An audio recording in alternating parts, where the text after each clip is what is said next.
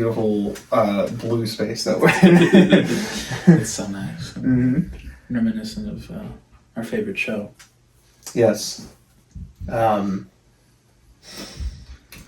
Sonic. Sonic Edge. I was trying to think of a funny misdirect, but Sonic X. I'm not that quick. Yeah, this is BrokeN Boys. It sure is. Welcome back. This is episode 196. I'm Colin. And I'm Mike. And yeah, we're back in person for this one. Back in person. Been a couple months since we've been seen. Yeah, I don't even know when the last time that was. Yeah, I mean, was that when we had the party the last time? I think so. Yeah, my birthday. We also, but it was also, we were on screen a little bit for the 21 Pilots concert. That's true. But we haven't done a sit down episode. Yeah. Face to face, thigh to thigh. in a good while. Yeah. July. So, happy to be back. Gonna be doing some bracket, some holiday food bracket. Sides, full main courses and appetizers, maybe some desserts in there too. Oh. So yeah, it's on theme. It's exciting. It is. Yeah. Happy. I mean, Thanksgiving was yesterday for us recording this, and it's like years away by the time you see this. So Merry Christmas. Merry. Yeah. Happy holidays. Happy holidays. But before we do that, how was your week, Mike? Week was fine. Not really all too much. I mean, somewhat. Really, it started off last Saturday. That Saturday? Sunday was our get together. Last Sunday, we did a little Friendsgiving, which we could both talk about a little bit. We did a Friendsgiving this year with Vince and his fiance, and then we had Colin and his girlfriend. And then me and my boyfriend John. So we all did that at John's house. And all the couples were matching. It was quite the coincidence. Was that matching with John? You both had like yellowish shirts on. Oh yeah, that's right. Yeah. Max and I had shirts with album covers on them, and Katie and Vince had green shirts. So green shirts. Yeah. Yeah. So everyone was matchy, and then all the boys kissed. Oh, and Cooper too. And Cooper too. And Cooper. Can't forget Cooper. Yeah. I'm just gonna brush over what you said. I did in that last sentence. But yeah, that was a good time. We got some pizza. We got some pumpkin pie there as well. Pea pie, and some chip dip brought by Vince and his fiance. French onion and cheddar bacon. Yep. Good stuff. But yeah, we hung around, talked quite a bit, had some food. The main event of the night, though, was, I should say before, we also played a little bit of Taco Cat, goat cheese pizza in there, which we've talked about before, but that's a really fun card game. Yeah. It's always one that sounds stupid as fuck the first time you hear it, but then you actually play it and it's like, oh, this is genius. It's so good. Yeah. Mike got maimed. I did get maimed. Maybe you can see a little bit on my hand there. It's not a freckle. I got maimed by Katie. First time we played that at John's house with Katie there, I got maimed too by her. So yeah, those damn nails. Yeah. It's a strategy, and I gotta respect it. Yeah. Gotta respect that. Yeah. The main event of the night, though, Vince brought over a totally legitimate version of the game Secret Hitler. And we played a lot of that night. Basically, it's a social deduction game. Kind of, Among Us like. I'm pretty sure Among Us is probably more based off that, if anything. Basically there's two fascists, one of them being Hitler, and you gotta suss them out in the group. That was a lot of fun. Yeah, I played a lot of that. We did. And I was party pretty much. I was surprisingly decent at it. Yeah. I've always seen myself as a bad liar, because I am. I'm not a great liar. But apparently during that game, I was okay. I felt bad for Katie and Max in particular, because I kept getting them to trust me and then just backstabbing them. It was also a thing where Katie and Max, whenever one of them was Hitler or the fascist. The other one was the Hitler or the fascist. Yeah. Like they were always on a team together. Well, and then John and I got it 4 times that night. Me and Vince twice. Me and you were the last game. Yeah. And I almost fucked us over, but it was okay. Yeah. We still won, so. Yeah, those pairings were very consistent, weren't they? Yeah. that was kind of weird, but yeah, no, it was really fun. Yeah. I was explaining the game to my dad and my siblings, and I feel like Secret Hitler. I've heard that name a lot. Uh-huh. I've known of it for a long time, but I was like, yeah, so we played Secret Hitler, and they're like, what's that? And I was like, really? You don't know what Secret? I feel like it's been around for a while. I'm not sure if John knew it when we talked about I don't think so. Friday. Yeah, but I don't know, and. I wouldn't know when Noah was like, what's that? I was like, Among Us. Like, oh. Yeah. I think Mafia is more known than Secret Hitler. I mean, I think I only really know about it because occasionally I watch like the Smosh Games channel where they have their ensemble play board games and stuff, and they've done that one before. So that's mainly the reason I knew it. Yeah. But we also got asked to be groomsmen. At the Friendsgiving by Vince. Mm-hmm. Groomsmen for the Friendsgiving. Yeah. Specifically. Yeah. But we got little Scotch glasses that will be definitely used for Scotch. Yep, absolutely. With little groomsmen decals on them and filled with Lindt chocolate truffle balls. Oh, yes. And those are very yummy. But, yes. They were very yummy. Yeah. He didn't want to choose one best man, so we're all just groomsmen. Mm-hmm. So we're all the best men. Yeah, every single one. Even though his brother is one of them, but he's on the same playing field as us, I guess. He's probably spent the same amount of time with his brother. Maybe, I don't know. but yeah, it was fun. But that was a really fun get together. Other than that, leagues for RuneScape started up on Wednesday. I put not a great amount of hours into that, but by that I mean I did put a lot of great hours into it. But it's so fun. It's just boosted XP rates, and I already have a max cash stack in the game, and that if it were the real game and I had that much money, it would translate to like 2,000 actual real dollars.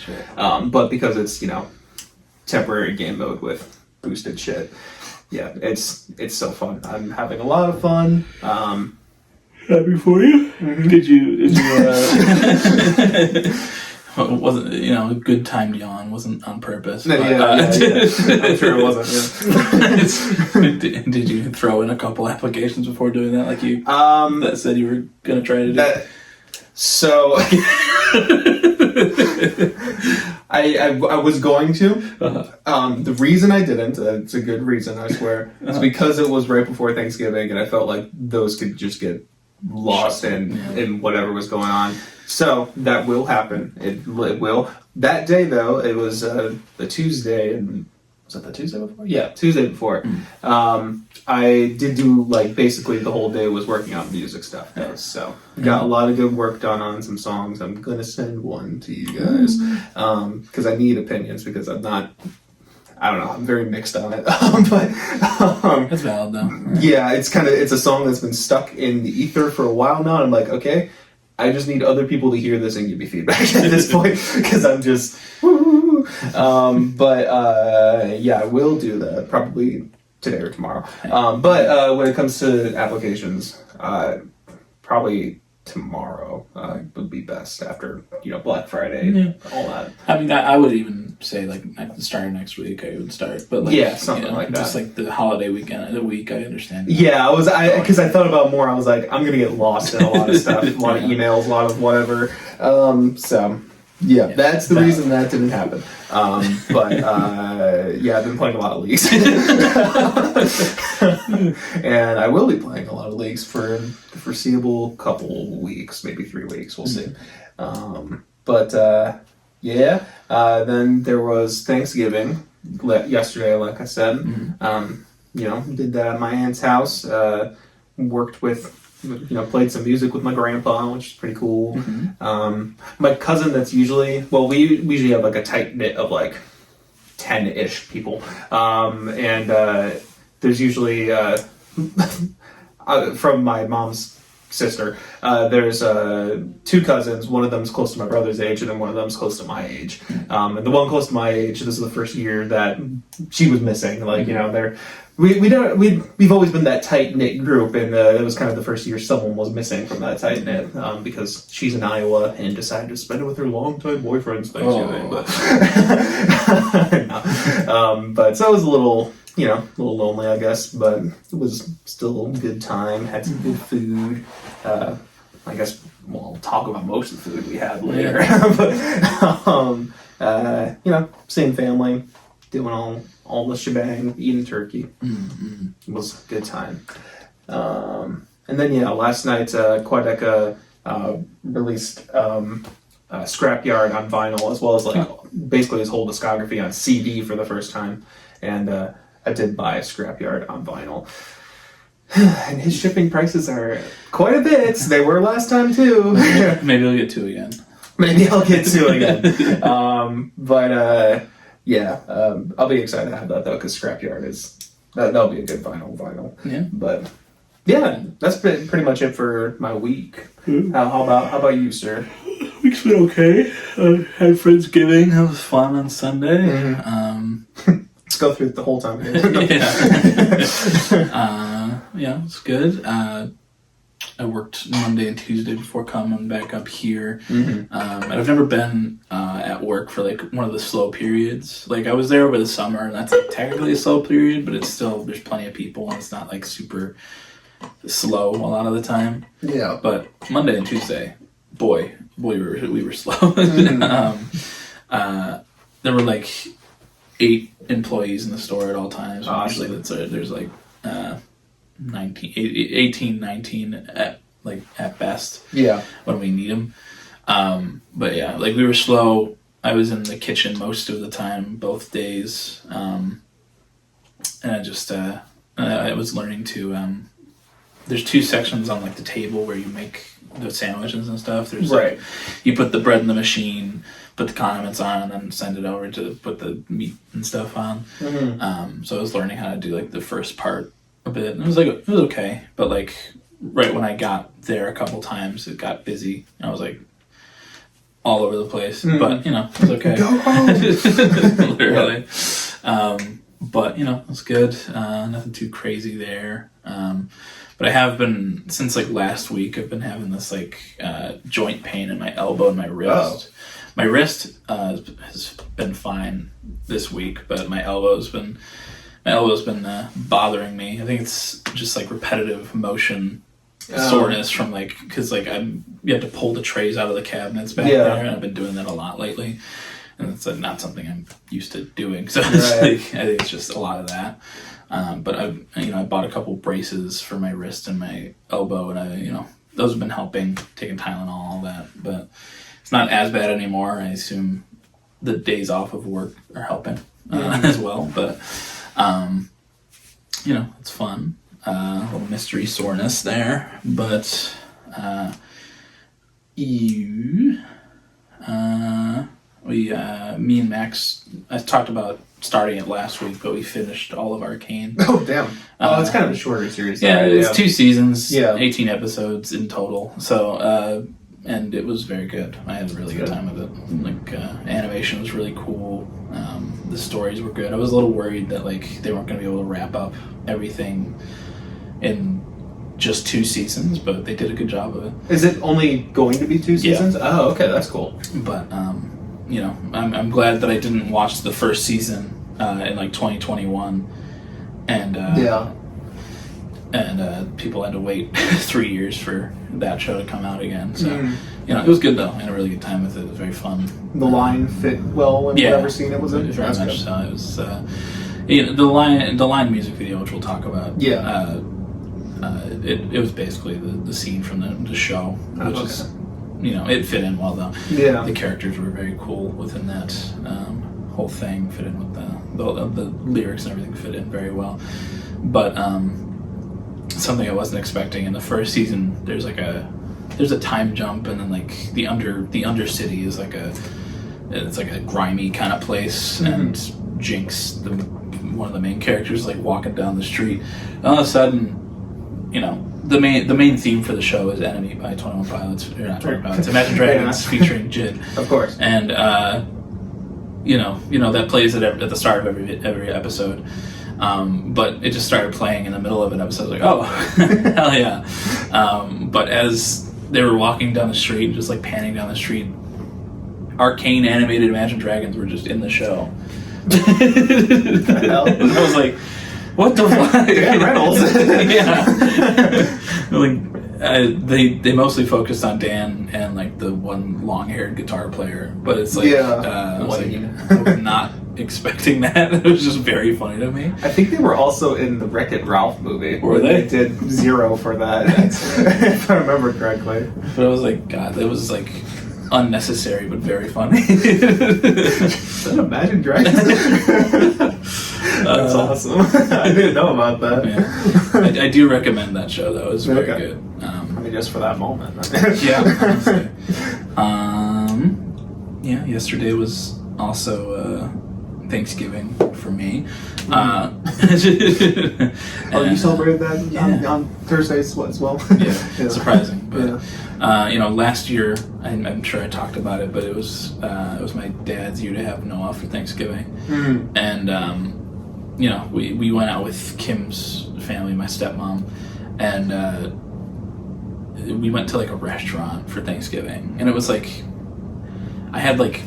Oh yeah, tuna, right. like ahi tuna or something, and I was like, "This is not Thanksgiving. Yeah. This doesn't feel like Thanksgiving at all." Yeah. But this year, we were with my mom. My mom was here with Noah, but Noah went and spent it with his girlfriend, which is fine. But it was me, Max, my 2 siblings at my mom's boyfriend's house. We went up and hung out, had some actual home cooked Thanksgiving food. And it was delicious. I love Thanksgiving food. We'll talk about it. Yeah. But we'll talk about that. Yeah, it's very fun. My mom and her boyfriend they've been fostering kittens. Aww. And they were a couple of them were. They have like 4 in like a net cage just in the middle of the living room, and they're all just meow meow meow, and like we grabbed them out. I had a couple on my shoulders at a time. They were just very cute, but just like little itty kitties, but very small, very sweet.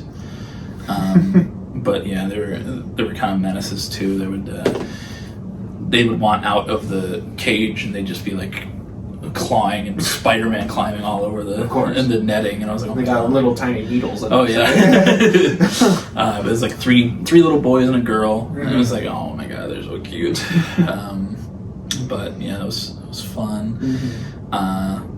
My siblings took control of the TV the whole time, so they were watching like scary videos, and then they put on the Ted Nivison Barbie video. Wow, that's like 3 hours. Yeah. So that was on for a while. I took a little cat nap in there, but it was fun, good time. But it was also me and Max's 1 year anniversary landed on Thanksgiving. Yeah. So been together for a year now. It's been good.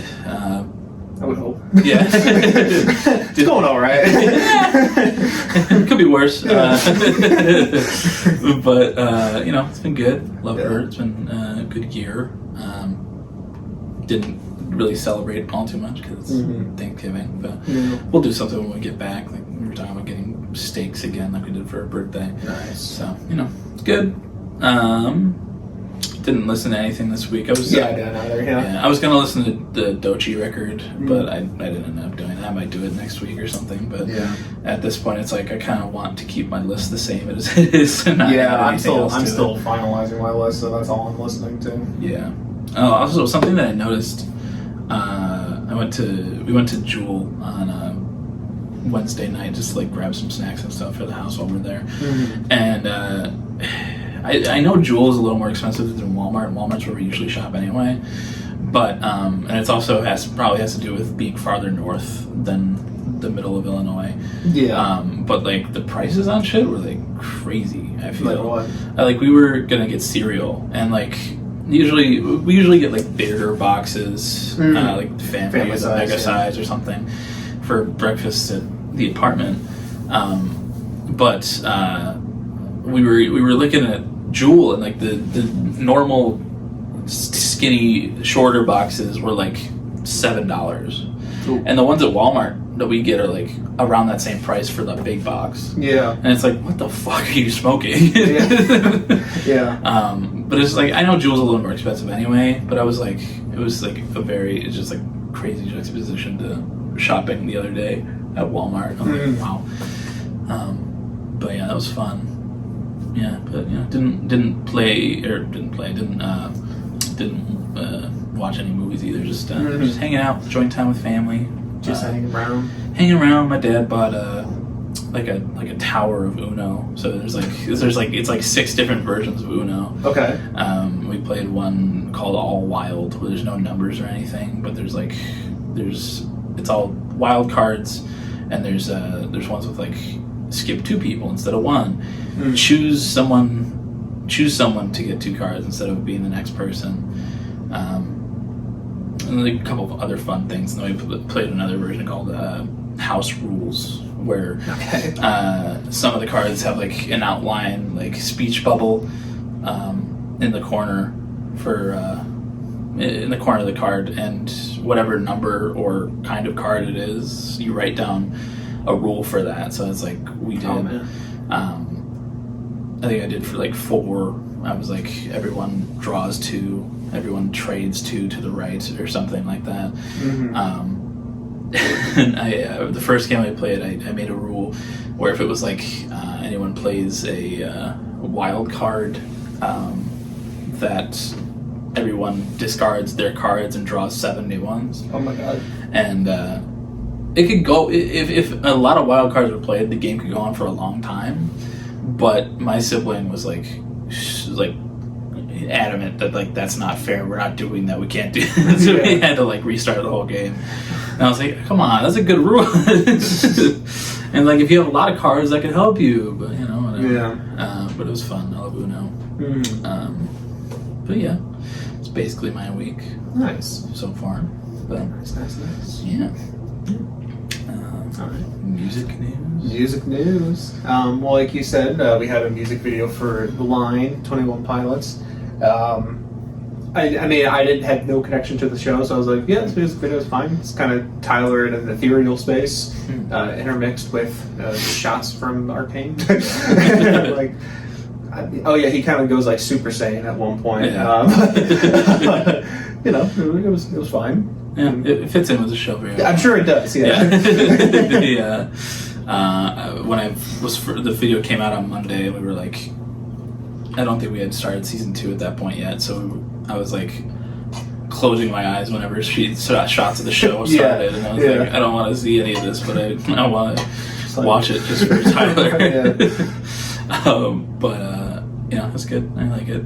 It's nice and simple. Tyler kind of got animated Arcane style. Yeah, a little bit. Not super stylized, at least. Yeah. But it's one of those rare occasions that you get to see his neck. And but yeah, it was good. Nice.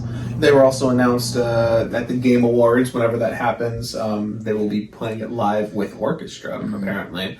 And I'm assuming if they're playing it live, they'll also have Josh on drums. Yeah. Just because that's their whole shtick. Yeah. And no pun intended with shtick. That's what I was saying last week when the song came out. I was like, if there were some live strings and some live drums, I think it'd enhance it even more. And here we go. That's probably, I'm looking forward to that. That's going to be a really good performance, I think. Yeah, I'm looking forward to that too. I like the Game Awards. Some of the choices they made for nominations this year were a little iffy. For Game of the Year, they nominated the DLC for Elden Ring. It is like its own game. It's big, but it's a DLC. It's it is a little. That's should not be questionable. But I'll still watch it. I'm sure there'll be cool announcements and stuff. Yeah. Another music news, the release date for The Weeknd's next album, Hurry Up Tomorrow, came out. It's going to be January 24th, I believe. Yeah. Another January album for Abel there.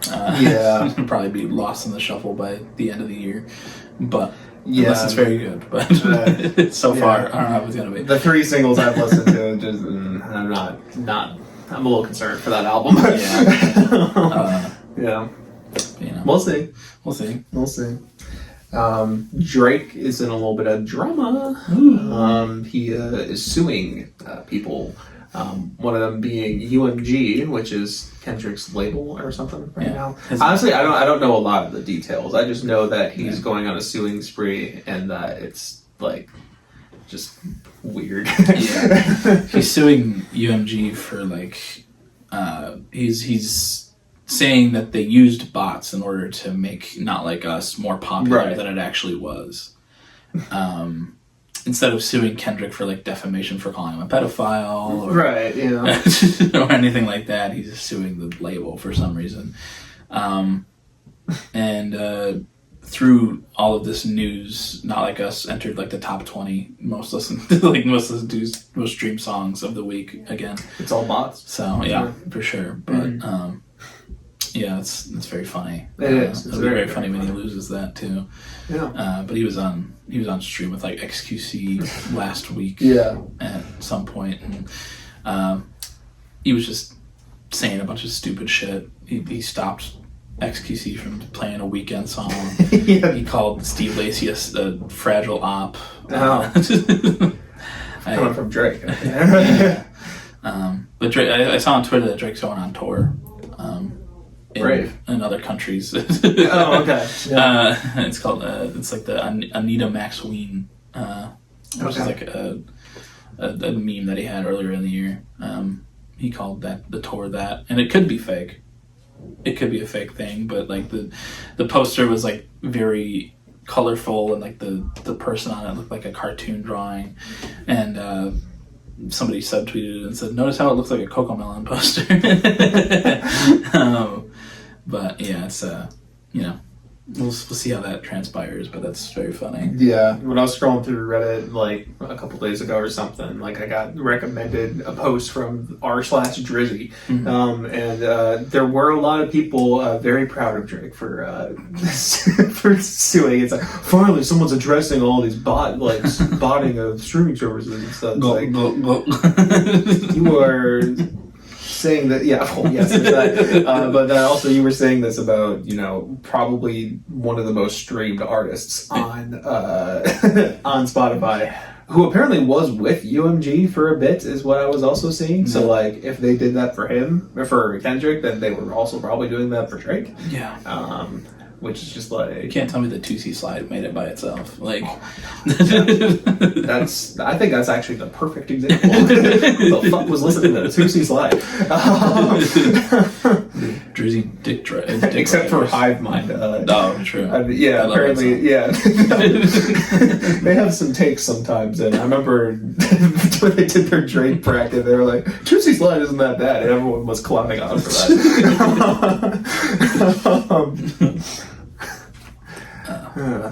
But yeah. That's about all I have music-wise. Yeah, me too. I don't have any news. Just more political news. Trump, over the weekend he appointed somebody for a position one works at the Heritage Foundation, who made Project 2025, but also their last name is literally Vaught. Oh yeah, that's right. Like the boys Vaught. Yeah, and that's hilarious. It's really funny. And then also this week he started talking about how he's going to impose tariffs and where he's going to impose tariffs, and two of the places he mentioned were Mexico and Canada, and most of our gasoline, most of our oil comes from Canada and Mexico. So, gas prices up. It's okay. We'll just blame it on Biden. Oh yeah. Those stickers that people put on the gas pumps after COVID with "I did that" with Biden on them. I'm hoping that it'll go the other way. You know, people do that with Trump this time, but you know, it's still gonna be funny when people, why are gas prices so high? It's because of Biden. Because of Ukraine, obviously. Yeah. But that's fun. But yeah. Looking forward to it. Me too. But yeah, that's all I got news-wise as well. Cool. Well, we also have to do our monthly roundup, which we should probably do that fairly quickly. Where are we at now? 30? Okay. All right. I have 1, 2, 3, 4, 5, 6. And I have Anderson lumped together. Yeah. I think I have about the same amount, if I remember correctly. 1, 2, 3, 4, 5. Yeah, should be 6 with Anderson lumped together. All right. As well. You want to start then? Sure. I wish I didn't turn back. Sorry. That's a good turn. My bad. To the previous page. I think the first thing I listened to was Nurture by Porter Robinson. If not, then spoiler alert. Yeah, Nurture by Porter Robinson. And I haven't returned to the whole thing, but there's been a couple songs that I've been returning to. One of them being Blossom, and one of them being the song that you picked for Song of the Week that I'm forgetting the name. Something Comforting. Yeah. And it's very good. I like the vibes a lot. Like I said when I first talked about it, it's a lot different than the other Porter Robinson album that I've listened to that came out this year, Smile. Yes, yeah, it is. It's very different from it, but I love the vibe. It's very cool, very calming. I like the lyrics on it a lot. The production's very smooth and nice. It's very pretty. I like the album cover a lot. It's one that I'll definitely have to return to more, but I like it. And I'd probably give it like a solid 8. Nice. I was pulling up mine, but I realized you're not really pulling up yours, so we'll just talk about songs if we remember songs from it. Usually we can just look at something because we're on Discord. First thing I listened to was an album called an album called Slump by a band called Improvement Movement. I talked about that earlier this month, but they're like a very, very small band from like Georgia. I think Atlanta area. This album is full of like Beatles-esque vibes mixed with like Backstreet Lovers, a little folky, a little mathy at points too. And it's just really, really positive sounding vibes that I've been digging a lot. They have like really great like vocal harmonies and stuff too. Would really recommend it. It's actually really nice, and being able to support like an actual small artist is kind of sick. I'm enjoying that project quite a bit. And I can't really think of the song names off the top of my head because I'm not that great at it. What was the name of that song? You had a song. I'm just going to pull it up. But Sun Will Rise Again, I think, is great. Too Far is also a good one. And Enemy is a really good one as well. And I think I remember liking Better quite a bit. Really great stuff. Would highly recommend. I have it at like a strong 7. I think it's just really, really good vibes. Very cool. Yeah, I meant to listen to that one after you had that song because I did like the vibes of that a lot. Yeah, I'll still have to check it out. Yeah, very cool vibes. Yep. Next thing I listened to was Scrapyard by Quadeka. Nice. You did that this month. Yeah, that's right. And I haven't returned to it either, but. And it's also different from the other Quadeka album that I've listened to. I Didn't Mean to Haunt You. And I wasn't expecting it to be the same. I knew that it was like a amalgamation of a bunch of stuff that he released last year. Yeah, it was like stuff that was made that didn't fit onto Haunt You and won't fit onto his next project is kind of the whole concept of it. Yeah. So it was very cool, very vibey, very like different all throughout. I liked the different stylings, and the lyrics, from what I can remember, were good. It's one that I'm going to have to return to. I didn't love it off of first listen, but I was the same way with I Didn't Mean to Haunt You as well. Yeah. So, I could see it growing if I listened to it some more, but I did enjoy it. Namely that song at the end that you had. Texas Blue? Yeah. Good song. I wish it was blue during the election. But yeah, it's good. I'll definitely have to return to it, but off first listen, probably like a solid, strong 7. That's okay. Yeah. Cool. Next thing I listened to was Glimmer of God by Gene Dawson. It's kind of one of those albums that like has a lot of potential for me, but also is just somewhat messy in a way that I don't necessarily vibe with. There's a lot of stuff going on the album. like I said when I picked Flowers for my song of the week, which that's right. Darling. I'm sorry, geez. Well, I guess you write them. Right? Yeah, I was going to say you write them down every week. In my defense, the beginning of that chorus, I was like, "Do you like flowers?" Anyways, Darling. Yeah, but like that song, I really love and it's really great, but it's kind of the only song on that album that sounds like that. And there's like a lot of genre mixing, a lot of genre blending going on, which is cool, but also it kind of leads me to be like, I don't know what the identity of Gene Dawson is. Like, it's impressive that he sounds different on every song, but it's like, I don't know. It's hard for me to make a connection when I'm like, I don't know. It doesn't feel like there's a solid, like, bass core sound to Gene Dawson to me, which that might be more intriguing to others than it is to me. But I think the album shows a lot of potential, and I do want to check out some of his older stuff, too, because apparently... I mean, every album must sound completely different from him. So, I think there's really great stuff on it, but it's just a little too all over the place for me. But I'd give it like a light to decent 7 or so. Yeah, I did really like Darling. Yeah. I added that to my fall playlist. I like the vibes of that a lot. Yeah, no, that's a great track. And then next thing I listened to was From Zero by Linkin Park, the new album that came out.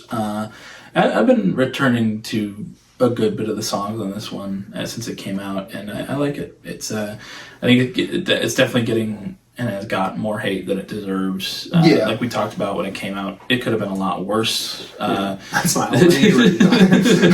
I think Emily Armstrong honestly fits the vibe of the band very well. The screaming that she does across the record is very, very well done. There are a couple of points where her singing is a little spotty to me, and I'm not a huge fan of it at some points, but otherwise I think it's very good. Very good. I think it brings back the feeling of like Hybrid Theory and Meteora pretty well at points. Like Two-Faced and Casualty, namely, are like very, very of those of the sound of at those eras, and I appreciate that a lot. But I think it's like a good album to like put feelers out for how people are going to respond to like this new era, and I think it's pretty well done. I think the closer, I listened to that again for the today, and that one's really well done as well. But yeah, there are a couple tracks on it that I'm not huge on, but that's okay. I'm not huge on most of the Linkin Park discography as it is. So for it just to be a few songs that I'm not huge on and not like the whole record, I'll take it. But I'd give it like a solid 7. Okay, cool. Yeah, the next thing I listened to was Persona by Half Alive, new album from Half Alive, and I do think they they hit the mark a little bit better than last time. Last time was a very confusing amalgamation of stuff happening with the last album I can't even think of the name of. Conditions of a Punk. There you go, Conditions of a Punk. This one, they lean a little bit more into like a heavy 80s stylized thing, which, I'm kind of a little lukewarm on just in general as a trend, but like they do the sound okay. Like it works fine, and like there's some songs on it that work really well, like oh man, I'm so bad at doing this. Automatic. Yeah, Automatic.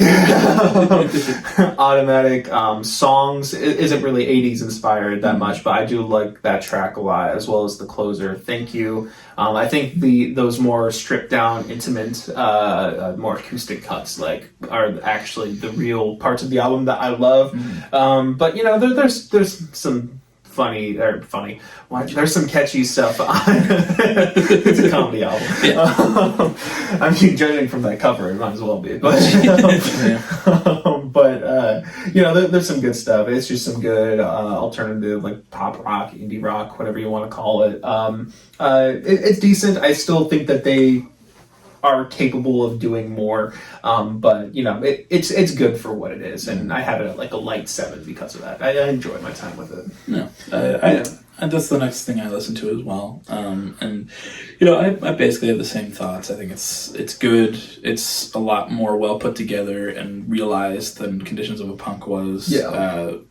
We talked about it when it came out, and we talked about Conditions of a Punk and it again when Persona came out. But it's a very bloated record. Yes. And very long, and the rollout was very weird. But now, with this one, they set a date, they got it done, and they released it. And it wasn't like, sorry guys, here's Persona 5 or something like that.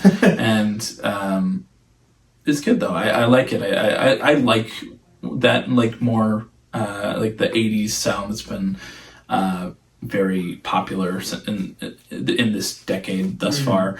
I think it's cool. I think they fit pretty well. But I do also like those acoustic tracks a little bit more than a good bit of the faster, more upbeat ones. But yeah, Automatic I think is my favorite track off of there still. It's very fun and boppy, and but yeah, I don't know. I like the record. I think I need more listens to it as well. But hey, it's good. It's better than Conditions of a Punk. It sure is. I could go for a little return to form for their first record, but who knows? But for now, it's good, and I enjoy it. I'd probably give it like a strong 7. Okay, cool. Yeah, next thing for me, From Zero, Linkin Park. I have pretty similar thoughts to Colin. I think Emily Armstrong works well with the group. And then there's some really standout tracks like Two-Faced or Heavy as the Crown or Emptiness Machine. I think there are really solid moments that happen. It's one of the heavier Linkin Park records in general, which I think works in its favor.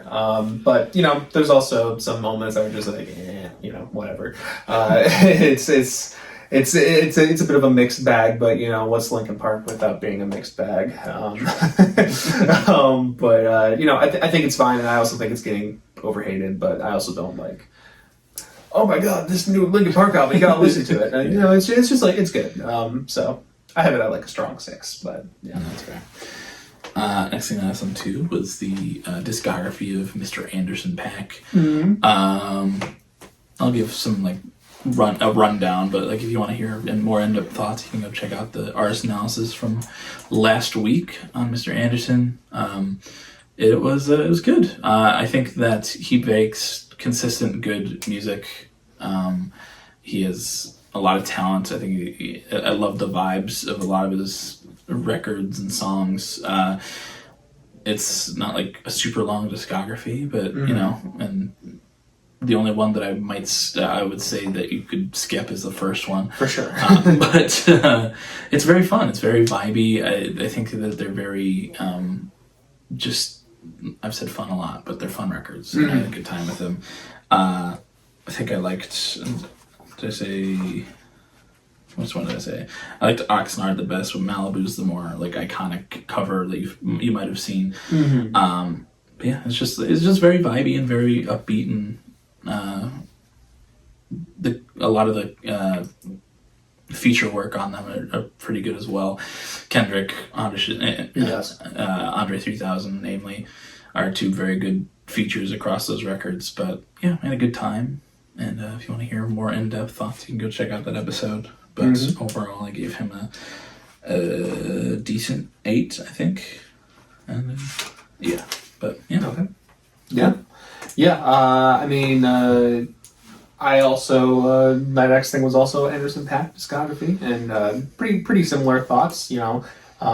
Not huge on the first record, but the rest of the 3 I think are all very consistently good. It's just, if you like him on features, whenever you've heard him, or Silk Sonic or anything, you basically know what you're going to get with the 3 albums. But at the same time, he has some surprises up his sleeve. He's more versatile than I think he lets on in some of his features.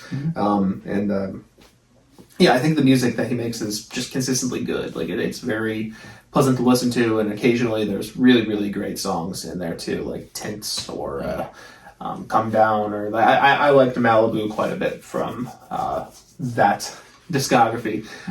But you know, you can't really go wrong with any of the 3 recent albums of his. But yeah, he was pretty good, and I enjoyed my time with him. So I think I gave him like a decent 7 for the whole thing. But yeah.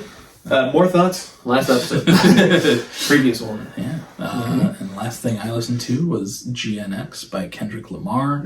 Surprise drop last Friday. I've had a lot more time to sit with it and to listen more to it than I did last week. And I really like it. I don't know if I like it as much as Mr. Morale. I do think that it is... I think Mr. Morale is a very long record with like a lot of different ideas. But I don't know. I kind of like I like the therapy session feel that you get across Mr. Morale. GNX is very just like West Coast, having fun, calling out people where they need it. But, you know, also there are a couple more introspective, more like serious tracks on there as well. Reincarnated is one of the best on there. And it's super well done. Basically just Kendrick going through different lives. I think I saw a TikTok where someone was like, I think the first one is that the guitar player that sold his soul to the devil, and then the second one is Billie Holiday, and then it's Kendrick. But I think that's a really great track. It's a more serious one, but some of the fun ones that I really like, Squabble Up, which has like the beginning of like the Not Like Us, that verse at the beginning of the music video. Yeah, a little snippet. But the whole song is very fun and very catchy, and music video also released this week, and that was fun as well. And then also TV Off is one of my favorites on there as well. Very fun, very cool. I like the feeling of that one a lot.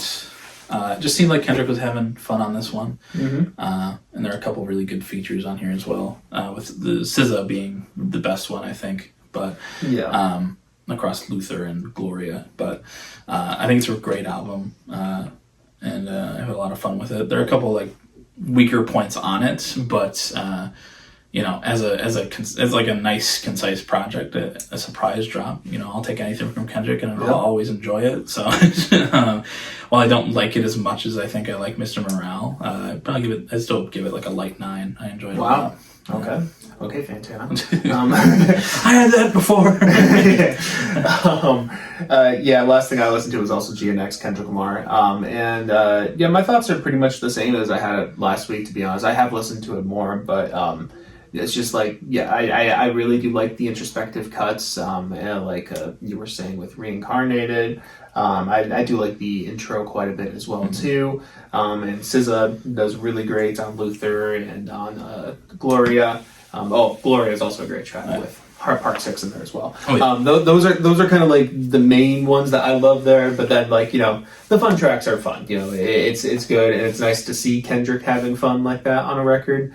Because we haven't really, I'm not sure if we've ever had it to that extent. I mean, Damn, I guess, kind of in places. And there's kind of in places on all the records, really. But it is great to, you know, just hear that and have a lot of fun with it. And I do enjoy it quite a bit. Like, I like TV Off is probably my favorite of the bangers. Like, I love the beat on that, and then, you know, the mustard, but you can't beat that. It's really good. It's like you said, for surprise drop, it's really great. It's, you know, another one in Kendrick Lamar's hits and wins of this year. This year can be summed up by Kendrick drop. It's the main events of hip hop this year, pretty much. I think it's a great album that's really fun. You know, there are some weaker moments on it, like the title track in particular, I think I still find a little slightly off-putting. Like, I think the performers do good over it, but I'm just like, I can't get past the goofy ass beat. It's just like, why is this on mainstream? I don't get it. It's grown on me, but like, that's definitely one of the weaker tracks on that album. For sure. That and Man of the Garden. I think Man of the Garden is good. And like, you know, Kendrick's just saying that he deserves everything that all the success that he's had, and I agree, but I don't know. It's just slower. It's a little slow. What happened to Humble, you know? Man at the Garden, I'm also not like the biggest fan. There are some people I'm seeing be like, "Man, the Garden's the best song on the album." I'm like, really? What? I don't know. I think it's just all right. And kind of same with like stuff like Peekaboo. I think has its moments, but I'm not huge on as a whole. And like, there's something else there too that I'm forgetting the name of. But anyways, I think it's a great album though, and the high moments are stellar. So I have it at like a light 8, but very, very good. Yeah. Well, all right. Well, those are our albums of the month. They sure are. We'll see how much we listen to in December. We're ramping up. We're getting towards the Brokies and our year ends and our raps. Our raps might be next week. Who knows? That's true. So usually they happen. I think by this time of the year. So I'm surprised we don't have them yet. They're going to come out like during the episode. Yeah, right after we're done. They've been teasing them this week. So have they? Okay. They're going to drop early next week or something. But get excited for the next month. December is always one of my favorite months for the pod. So absolutely. But right now we got a little bracket to do of holiday foods. Like I said, main courses, sides, appetizers for before food, and some dessert stuff. But yeah, just on theme with Thanksgiving and the holidays, other holidays coming up. So yeah. Let's get this started. First off, we got roasted Brussels sprouts versus mashed potatoes. You can't see that from back there. Yeah, we'll just have to take our word for it. These, if you don't mind me starting, these are both items that can be very hit or miss depending on how they're made. True. like the quality really depends. If we're assuming that these are all, good quality stuff, which I'm guessing we probably should, shout out to our families. Honestly, we're talking about holiday foods. As like a food itself, I think I would prefer the roasted Brussels sprouts nowadays, honestly. Like I think that shows a growth in my maturity in my palate. A good a roasted Brussels sprout when done well, that is some good shit. For mashed potatoes, are you like a lumpy skin on, or are you like a more creamy? I'm more creamy. Creamy buttery. Yeah. The less that it reminds me of an actual potato, usually, the more I enjoy it. I'm not huge into like the lumpy type of mashed potatoes, but mashed potatoes are also a classic for holiday dinners. That is true. Like, it's just like, what is a holiday dinner without a mashed potato? That is so true. Especially with some gravy potentially too, turkey gravy. But honestly, I really do think right now in this moment, like I think. If we're judging based off if they're done well, I think a well done, not like a steak, but a well made roasted Brussels sprout, I think would hit. I would gobble that up a little bit more than a well made mashed potato. Yeah. Honestly, well, when my family makes it, I think my mom usually does like lumpy skin on red potato mashed potatoes, and like those aren't bad, but they're also a lot of the times never salty enough. There's not enough like butter or seasoning in them. Yeah. So it's just very potatoey. Yeah. And that's okay. I love potatoes, but like Mike was saying, the softer, silkier, buttery, just less potato mashed potatoes are so fucking good, and I way prefer those over the chunky ones. But as time has gone on, I rarely really go for mashed potatoes. I think I like them, but they have to be that specific kind.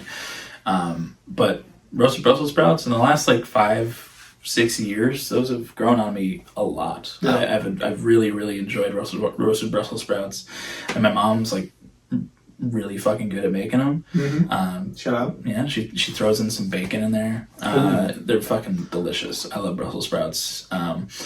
It's not like the healthiest way to eat them, but goddamn, they're good. Yeah. And it might be controversial, but I think we might be going with roasted Brussels sprouts here. This is definitely this is our 2C slide of this track. Oh, does it sync between the two? Yeah, I just have to. Oh my gosh. I just have to refresh my. This website's been being an asshole.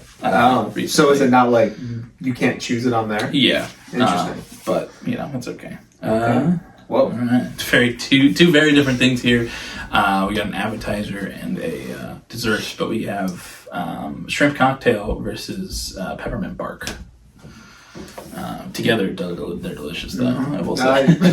I could actually see that working strangely. Maybe I'm insane. Peppermint bark and cocktail sauce sounds delicious. Oh, maybe not the cocktail part, but the shrimp part.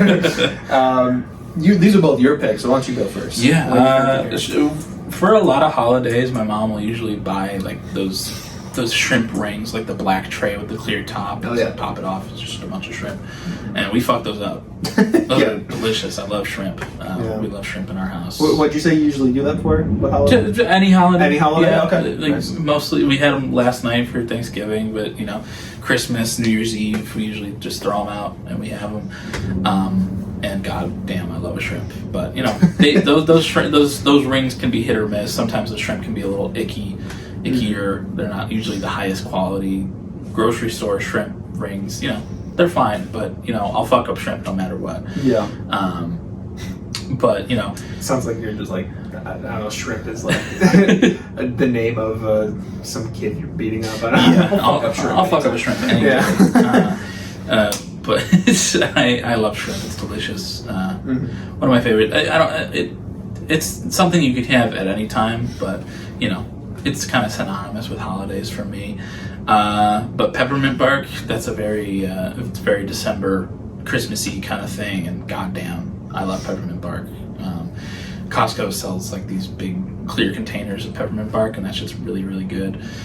Just like that sheet of chocolate with like white chocolate and peppermint sprinkled on top. You did that well. Yeah. It's just delicious. I love peppermint bark. They're both. It's very weird put together. Yeah. But I don't know how I'm feeling, but I want to hear your rationale first. I mean, my rationale comes from a very, very biased place. I'm not sure. I'm sure you probably have heard me say this before, but I don't think I've mentioned on pod before. But shrimp is my favorite food. Yes, like just genuinely. I don't know what it is. I don't care how cheap it is. Like if it's bad shrimp, I still love that shit, and I will suck those down. Tail and all. Tail and all. Actually, I am curious. What's your opinion on like cocktail sauce? I like cocktail sauce. It's like it's tangy. It's a little sour, but I think it's good. Yeah, I think it's all right. Every now and then I'll have it, but like honestly, for me, I just shrimp straight up. Mm-hmm. Those naked raw shrimp. Mm-hmm. Yeah. I don't give a fuck. Like I just love shrimp, all shapes and forms, and I didn't even think about this. We only really do this for like New Year's kind of. We do like when we do like a little New Year's celebration, it'll be like. I guess like just like event food. Yeah, we'll do that. We'll have like wings and stuff like that too. But that's usually what I have. I guess we kind of do it at Christmas too, don't we? But anyways, I love shrimp, and I always will. Peppermint bark is great. Like that is a very good pick, and I would pick that over a lot of things. Honestly, that's something I've grown to love a lot more in the last couple of years. Like the shit slaps, but. Literally my favorite food. So that's true. So for me, it's an easy pick. Yeah, honestly, peppermint bark is something that like you have one time a year. I mean, go with your heart. It sounded like you were leaning on bark before. But. I love both of these things. Yeah, and I've loved shrimp. I've loved shrimp longer than I've loved peppermint bark, so I feel like I can go with you here with a little shrimp cocktail. As long as that's what your heart is saying. My heart always desires shrimp. Do not don't cater your heart to my heart. Okay. All right, shrimp cocktail moves on. Alrighty.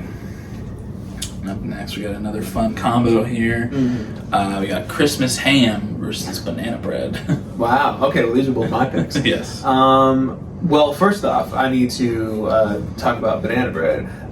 Do you have banana bread with any of your holiday stuff? No. When I saw you put this, I was like, that's interesting too. Yeah. I have an aunt who's not actually my aunt, but is very close. Yeah, family friend that we've just always called aunt. She every year she brings a banana bread and a cranberry bread to both. That sounds interesting. Mm-hmm, to both. Well, I think she does it to Christmas, Thanksgiving, and Easter. So 3 times a year. And that banana bread, to die for. Like it's just so good. I need to learn that recipe, I guess, maybe at some point, just because there'll be a time where she won't be around, and like I don't know if I'll be able to survive without that banana bread. Give me one of the 2 things that you know how to make. Yeah. Ramen and banana bread. It's I have such a soft spot for that banana bread, and I'm not, like I asked Colin, I'm not sure if this is a typical food that you have at holidays. It might not be, but it is very good, and I love it with all my heart. And Christmas ham is also something that we do for Christmas. Have you ever done that? Yeah, we do Christmas ham. Sometimes we've had ham and turkey on Thanksgiving too. So. Oh, okay. But yeah. Yeah, for me, I don't know. I like the Christmas ham. Is it? This may be a revealing question for my family. Is it supposed to be warm? Yeah. Yeah. Whenever we have it, it's cold. It's cold. They don't warm it up at all. Maybe they. I don't know. I'm not. Well, like you buy it cold and you don't have to like cook it for a long time. It's pre-cooked, but you are supposed to throw it in the oven and like warm it up. I don't know. I feel like a lot of times we've had it's been cold, and that's always just kind of off-putting to me. So maybe I would like it more if it's warm. But Christmas leftovers with the hams, like big chunks of ham that have just been in the fridge, those are good though. Cold ham is different when it's leftover and when it's the actual meal. When you do, I eat cold pizza as leftovers. Yeah, I would. If that was my meal, I would not be happy. But it's right next to a bunch of like warm sides and everything. Right. I can see that being warm. I've never just had cold ham on Christmas. That's something that I think your family needs to be talked to about. We need an investigation. But I mean, even so, I don't know. Like, I am a ham guy too, but for some reason, Christmas ham is good. I like it. It's nice to have a little meat at the Christmas table, but I don't know. It's not my favorite thing, but. I mean, I'm also biased to my aunt's banana bread, so I'm going banana bread here. I do like banana bread a lot. It's not something that I have very often, but it is yummy. I don't have a family member who has like a recipe for it, I don't think, but I think during COVID times I made like a loaf or something. As I saw some people were making it. I was like, oh, that sounds good. Mm-hmm. But honestly, that might have been the last time I had banana bread. Either that or at the dining hall at school. Do they have banana bread there? I feel like a couple times at least. But, it's good. I enjoy banana bread, but it's not like a holiday staple for me. Yeah. Christmas ham, though. Mine is warm, and it is delicious. My ham is warm. I'm a ham man. I like turkey, but ham is definitely the superior of the holiday meats, in my opinion. It's just like super salty. If it's like if your family puts like a glaze on it, it's a little sweet too. Yeah. I never really go for like the pineapples when they put it in, but it is it adds some flavor and it is delicious. I love ham and leftover fridge ham after Christmas or New Year's. New York is I love it.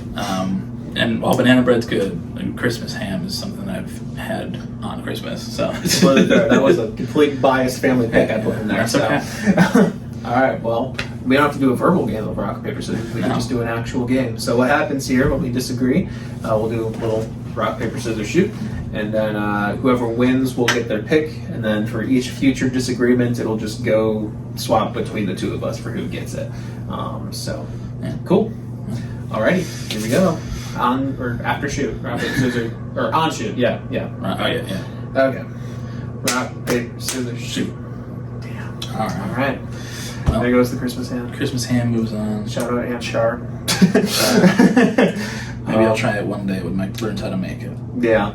My mom's been making breads like that the last couple years though as well. Oh, yeah. So like she's made like an apple cinnamon bread. Ooh, or is it cinnamon or is it caramel? It might be like caramel apple and like a chocolate something. I don't remember what the other fruit ingredient is, but those are good.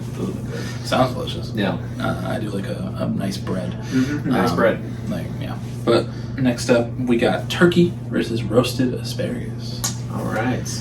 So asparagus is what my family does a little bit more than Brussels sprouts, which is why I have I wasn't shitting on anyone in my family when I was saying Brussels sprouts are usually done well, but that's just in general from when I've had Brussels sprouts. Yeah. Asparagus is what we do a lot for Christmas and Easter, though, I think. And I also am a big fan of asparagus, I think. But then when that's done very well, it's also very, very good. Oh, yeah. Makes your pee smell great, too.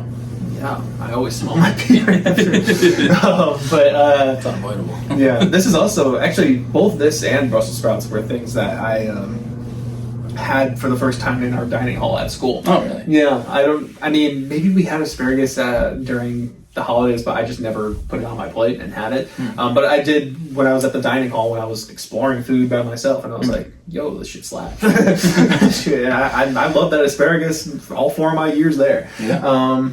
And then turkey. Here's the thing with turkey. I think it's great, but I think dark meat turkey and light meat turkey are in completely different categories for me. Yeah. Like light meat turkey, that's like a C tier, maybe even D tier for me. Yeah. Like, I'm not the biggest fan of it, but dark meat, I just had some right before you came over. That shit's S tier. Like, I love dark meat turkey. Like, when it's juicy and not dry. And I know I've heard before, it's like, well, if your turkey is dry, you're not cooking it right. Like, that's the whole thing, which may be true to an extent, but like, I don't know, light turkey, I've never been a fan of. So it's very hit or miss. My family recently has been separating the light and the dark turkey because there are some of us that enjoy it. It should be. Yeah, yeah, we've been segregating the turkeys. But some of my, I think it's like my uncle and my grandpa also both prefer the dark meat. So like, you know, we just had that bowl and like messed up that bowl, the 3 of us. And I couldn't be happier with that. But it's very hit or miss. And I know we already put on Brussels sprouts, but I think I'm actually leaning asparagus here just because it's more consistent, potentially. Yeah. But I have the same kind of deal with turkey. I think that white meat turkey, I'm the same way with like chicken, even. Like, I'm very much go for like the leg or the thigh. Yes, me too. And when it comes to like the breast, it's always just super dry, not moist enough. If I'm having white meat turkey on Thanksgiving, I need to drown it in gravy because there's no way I'm eating it otherwise. Yeah. I'm gonna need like 5 glasses of water to get through a bite. Yeah. And yeah, it could have to do with the fact that like it's not basted correctly or something like that. But I don't think it should have to be made correctly to be good. And dark meat turkey is delicious, but even then I'd rather have ham. So oh, really? Yeah, I disagree there, but yeah, that's just my cold ham. I don't know. But when it comes to roasted asparagus, my dad does not like Brussels sprouts or asparagus, so this is both Brussels sprouts and asparagus are kind of post separation for my parents. Yeah. So like we have my mom making food, and when she does Brussels sprouts and asparagus, they're both fucking delicious. I love. I'm a big vegetable guy. I think I've said it for a long time. I'm more of a vegetable person than a fruit person. I actually think I would agree with myself too. Yeah. But yeah, I think asparagus when it's done well is like super, super good. So honestly, I'm going asparagus here too. Wow. These are both very controversial. we took out mashed potatoes and turkey for Brussels sprouts and asparagus. You know, and I think that I think people will be more okay with it on the turkey end because I think people are more turkey haters than mashed potato haters. But yeah, I think I also think I prefer like lunch meat turkey to like having like a Thanksgiving turkey.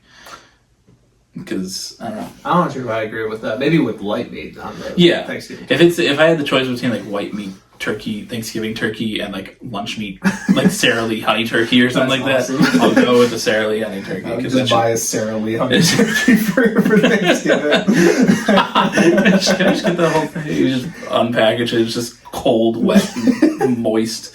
Slice it like a ham. It's okay.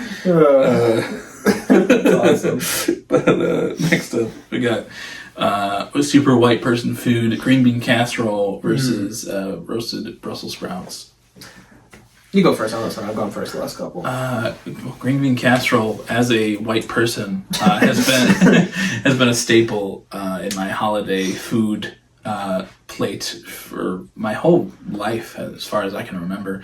It's not something that you would typically see a child enjoying, but hey, I love that shit. Green beans, cream of mushroom soup, and some fucking onion, like fried onions on top. Shit's delicious. I don't know what to tell you. It's just salty. You get your greens in. You get that nice little fried crunch with the onions. It's delicious. But it's something that I haven't eaten a ton of in the past couple of years. I don't know why.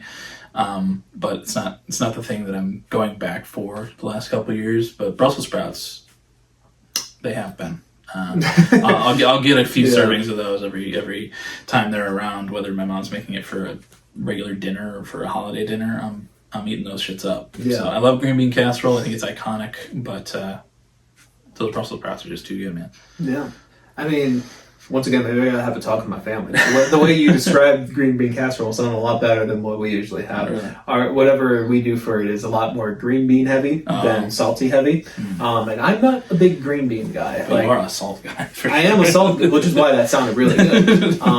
But like, for instance, last night what we had was like green bean mixed with like just mushrooms and like bacon or something. But it wasn't like a soup. It wasn't a casserole. Maybe that's the whole thing. It wasn't a casserole. Well, green bean casserole is barely a casserole either. But that's just how it's said. Yeah, I don't know. But that's my association with it, and like I know I said I've matured into, Brussels sprouts and asparagus. Green beans was never one that I really matured into. I don't know, something about them feels artificial or something. Even though I know they're probably not. Maybe they are. I don't know. They're not artificial. They're not artificial, but when they're from a can, they're definitely not as good as when they're like fresh, like snappy green beans. Yeah, I think the ones we do are fresh, but I don't know. I'm just not the biggest fan of the taste or texture of green beans. That's fair. I guess that's another thing about me. Even though I am a vegetable guy, I much more prefer raw vegetables than steamed vegetables a lot of the time. I'm not a big fan of the texture of steamed vegetables. But roasted, good shit. So I'm going Brussels sprouts as well. Boom, roasted. Yeah. My that was actually I think part of the reason I didn't have asparagus and Brussels sprouts much growing up is because my mom also told me that she didn't like them for a while because I think her mom used to steam them, both asparagus and Brussels sprouts, but they would be like kind of steamed to the point where they're mushy and really, really gross. But roasted, just completely different. I think she's grown to love those in the last few years as well. So. Yeah, I love when the Brussels sprouts, like they're in there and the bottom, like the face, they're cut in half, but the face is kind of like on the pan, so it gets darker and more like charred a little bit. Yeah, a little caramelized. Yeah. Delicious. But yeah, next up, we got a dessert and an appetizer with cookies, various, and Ritz crackers and pimento cheese. Two big staples for me here. I don't think I've ever. I'm not sure if I've had pimento cheese, but I have had Ritz crackers and spread cheese. Yeah, just in general. So that's what I'm basing mine off. But you go ahead here. My mom, when it comes to Christmas time, makes a shit ton of different cookies. Oh yeah. As well as my stepmom now, she makes a bunch as well. But my mom, growing up, we have these peanut butter cookies that she makes. They're mostly peanut butter, but she scores them with a fork, so they have this like cool crosshatch pattern in them. They're delicious. Also snickerdoodles. Oh yeah. Delicious. Regular chocolate chip. There's also these like chocolate cookies that have like powdered sugar on the top.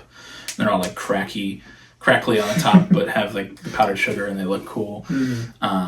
She makes a couple like Italian cookies. They're called like kolaczkis and I forget the other ones, but they both have like jam in them. Different types of jam, and they're both very good as well. But yeah, cookies. I've always been a big cookie guy. But honestly, when it comes to cookies, I'll take a normal chocolate chip any day. I like cookies a lot, but a warm chocolate chip cookie. Fuck. But Ritz and pimento cheese, or any spreadable cheese dip or anything, we have that a lot for holidays. In these last couple months, more than any other. at Thanksgiving, New Year's Eve, and Christmas, we always have that spread, and it's Ritz crackers and cheese. You can't really fucking go wrong with it. It's just delicious. Pimento cheese is kind of like it's got like pimento. I think pimento is like a type of pepper, so it's like it's got like this shredded cheese, like these little red pepper flecks in them. Is it a little spicy? It can be, but it's served cold, and it's very good. I like, and Ritz. You can just eat like if you don't like the cheese, you just eat a handful of Ritz, and that's a good little thing to eat. But yeah, I don't know. I think I'm feeling more cookies here. But what do you think? I mean, pretty similar. I mean, my family does cookies a lot, but we do kind of hone in a little bit more on just chocolate chip cookies, and we do cookie decorating every year as well. I usually talk about that on the pod. Yes, those are just like, I don't know if those are sugar cookies or no, shortbread. I think is what it is. Shortbread, and then we put frosting on it, which that's just good. But there's a lot of cookies for us as well. Snickerdoodles as well. Very, very good, and especially around Christmas time. I think that strong association with family and just warmth. And they're nice warm sweets that are great. And then the Ritz and cheese, I don't have anything like specific with, but I do fill up on that shit beforehand, and then I'm like, I got a big dinner after this. So like I am a big cheese guy. Cheese spread I'm a little less into, but like it's still great though for an appetizer. But cookies is kind of a titan. It has tough competition there. So I think for me it is also cookies. Yeah, shrimp and Ritz with cheese are the two I filled up. Oops. oh man, the shrimp. Yeah, I can agree with it. I guess I can with the Ritz as well. But there's shrimp there. I need to like literally hold myself back and make sure other people get the shrimp too. Like actually, it's not good. Just start bringing your own as well as the family ones. You have your own to like, snack on.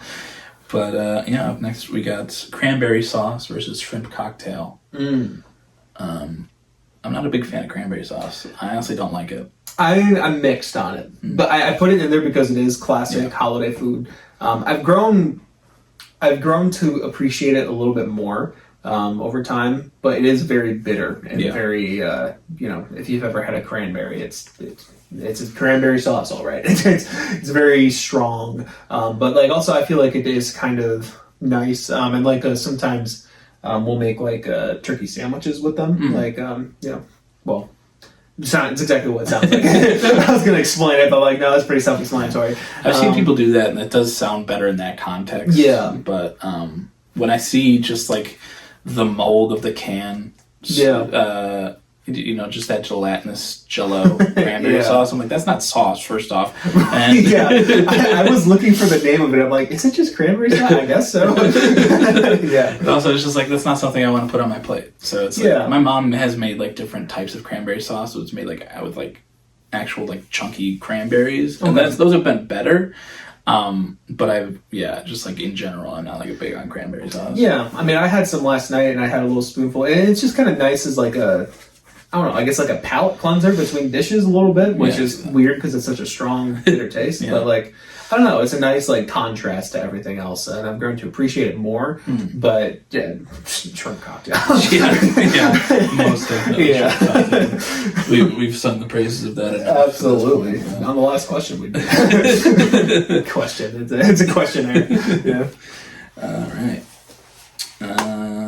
I doubt you ever had the second one, but we got deviled eggs versus bacon wrapped water chestnuts. Oh, okay, I wasn't sure where that was going. Bacon wrapped water. I thought it was going to be watermelon. I was like, what? Well, go ahead and talk about bacon wrapped water chestnuts. With my mom's family, we would go up there for Christmas every year, and one of my uncles. Water chestnuts. They're just like a specific kind of chestnut. Yeah, I've had them before. But they're like bacon wrapped. They put them in the oven for a while, and they get nice and like crispy. It's just like salty and crunchy, and it's really, really good. But I haven't had them in a long time. Does it keep the watery texture even after being in the oven? It's less water. It's just crunchy mostly. It's crunchy? Okay. But it adds like a nice flavor. And I don't know nowadays if I'd be allergic to it or not. But is that melon? No, water chestnut. It's like a chestnut. Yeah. Like nut. Are you allergic to nuts? Vaguely allergic to tree nuts. That's right. Yeah, I knew that. Yeah. It's not like a bad allergy, but those were very good growing up. But deviled eggs, oh boy, I love a fucking deviled egg. Call me as white as you can. Call me secrecy. Fuck, I love deviled eggs. Yeah. Those are delicious. Those are another thing that I have to stop myself from eating too much. Yeah. Because goddamn, I will eat a whole plate and might not smell great after, but hey, worth it. Yeah. Yeah, my grandma makes a deviled egg for Christmas and Easter, I think. And yeah, those they slap. Or maybe she just does it for Easter because eggs. Yeah. They slap very hard and they are very, very good. That I am curious to try that bacon wrapped water chestnut though. I mean that sounds like that'd be very good. I'm sure you would like it. It's really good. I haven't had it, so deviled eggs though. Yeah, those are a heavy hitter. Oh yeah, had some of those. I'm glad you like those too because I know that's kind of hit or miss for people as well. For sure. I'm not like huge on like eggs by themselves. Like I'll eat an egg. I'm more of like a sunny side up than a scrambled egg person. I think it's more of a texture thing. Could be. But I also love hard-boiled eggs. Yeah, but makes sense. Yeah. Up next we got rolls versus Christmas ham. The picky child's dinner versus Christmas ham. So cute. Max was over yesterday for Thanksgiving, and she would literally not eat anything but the rolls. Mm-hmm. So my mom was like, "What should I? Will she eat anything there? Does she want me to pick something up?" I was like, "She likes tortillas with Fiesta cheese and sour cream, and that's all you gotta get her." And she had those for Thanksgiving dinner, and she was happy. So, there you go. The picky person's dinner. And my buddy Daniel, my neighbor, he's very picky eater as well, but that man loves bread. Yeah, my sibling loves bread. Yeah. They got up from the table while we were just sitting around, came back with like 5 rolls on their plate. So it sounds like a lot of rolls were going around at that time. I love rolls. I think they're a great addition to a holiday dinner, but Christmas ham is just, I love that shit so much. Yeah, I would agree here. I mean, rolls are great. I mean, especially if they're like a fresh roll, very, very good. A lot of times when we do it for dinners, though, they're not. I mean, that's just another thing to prepare that doesn't need to be prepared. Right. So it's more just like bread, put some butter on it. There you go. Well, not like loaves, but they are rolls. I mean. They are great, but I actually probably would also go Christmas ham here too. I do enjoy that a little bit more than just bread. I know it's cold for you, but you should talk to your parents about that. You just gotta put this in the oven for a little while. I think it's more my grandparents, which is kind of I don't know. Okay. But up next we got pumpkin pie versus sweet potatoes. Oh, that's an apt pairing right there. Some people have sweet potato pie, and I've never had it, but I'd be interested to try. Sounds like that'd be good. How does your family do sweet potatoes though? We do I'm not exactly sure what it would be called, but we do. Actually, my mom makes it, and we have some in the fridge. It's kind of it's more like dessert-y kind of. It's sweet potatoes and then there's marshmallows on top and some other sweet goodies-ish kind of in there. I'm not exactly sure how it's made, but it's almost a dessert pretty much. I've seen that version of sweet potatoes so often, but I've never actually had it. Oh. The way my family does it is they're called candied sweet potatoes. Oh, okay. But they're just, it's sweet potatoes, brown sugar, and butter. Yeah. And it's just baked, so they're they got a nice little sugary outer glaze to coating, them. Yeah, and they're fucking delicious. That sounds great. Those have grown on me a lot in the past 10 years. I love those very much. I'd be very interested to try the marshmallow ones, but up against pumpkin pie, I don't know. Yeah. Yeah, it's both orangey desserts. I just realized. I guess sweet potato isn't really a dessert, but it feels like it is. Feels like it should be. I mean, with the marshmallows, it is basically. Yeah, I mean, I do enjoy the sweet potatoes that we have. Like, I think they are really great, and it's nice having something sweet like that, like with the dinner. Yeah, but like pumpkin pie, I do think pumpkin pie is a very strong pie. Like, it honestly, I prefer it over fruit pies, to be honest with you. I'm not the biggest fruit pie guy, honestly. But pumpkin pie is really great. Is pumpkin a fruit? It's a good question. Gourd. Can gourds be fruits? I don't know. I don't know. But anyways, I do really enjoy a pumpkin pie though, and I think it's a really great tasting dessert, and should be even more year round, honestly. Yeah. So I would probably go pumpkin pie here, but it is close. I do like those sweet potatoes. Those sweet potatoes are so good, but we had pumpkin pie at Friendsgiving. I had it last night. Mm-hmm. Whether it's store bought or homemade, it's delicious either way. Yeah, a little Cool Whip on top. Oh, it's so fucking good. Yeah. Both very sweet, both orange. Yeah, and both iconic parts of holiday meals. So I'm okay with pulling pumpkin pie through here too, but both are very delicious. Yeah. Those are kind of the only two foods I can think of that are just like straight up orange. Yeah, other than like carrots. Yeah, I guess so. Yeah, that's true. But yeah, and like a Cheeto, but I guess stretching the definition. Naturally of orange. Natural Cheetos. Grow out of the ground. Yeah. Speaking of orange foods. Yeah, and carrots. Yeah. We got candied carrots versus roasted asparagus. I have not had candied carrots. No? You'll have to enlighten me. They're basically the same as like the sweet potatoes that I was just talking about that my family does, but they're carrots. And we don't have them like every year, but they'll show up once every couple. And they're good, but they're not something that I usually reach for. I just figured that that's something that like I feel like shows up at a good amount of people's dinners. Mm-hmm. We had them at the deli in the cold case. Yeah. I think it was more towards like Thanksgiving and thing. Yeah. But they're okay. They're good. I like a carrot, but I kind of think I prefer a crunchy carrot to a soft one, and these are most definitely soft. But yeah, roasted asparagus it's right up there with roasted Brussels sprouts. It's good shit. So. Yeah. I mean, like I said, I'm not big on soft vegetables, so I might not even like those, to be honest. Probably but I haven't had them, so roasted asparagus all the way for me. Alrighty. Yeah, carrots in particular, for some reason, are a weird one for me. Like, I almost 100% prefer that as raw. Yeah. Like, steamed broccoli, every now and then I'll enjoy that in dishes, but... Mm-hmm. Yeah. I like steamed broccoli more than raw broccoli, but a carrot is better crunchy. Yeah. But up next, we got hot apple cider versus stuffing. I'm a little sad. I didn't get any of my hot apple cider last night. Usually I get that every year, but I just had, I don't know, Dr. Pepper. Hot Dr. Pepper. Yeah, I did Dr. Pepper cider. That is, people do hot Dr. Pepper for some reason, so... I don't know how to feel about that. Maybe I need to be enlightened on that as well. But hot apple cider is very, very good for stuffing. Stuffing is also classic. I do enjoy a stuffing quite a bit. Dressing, some people call it as well. Weirdo. Yeah.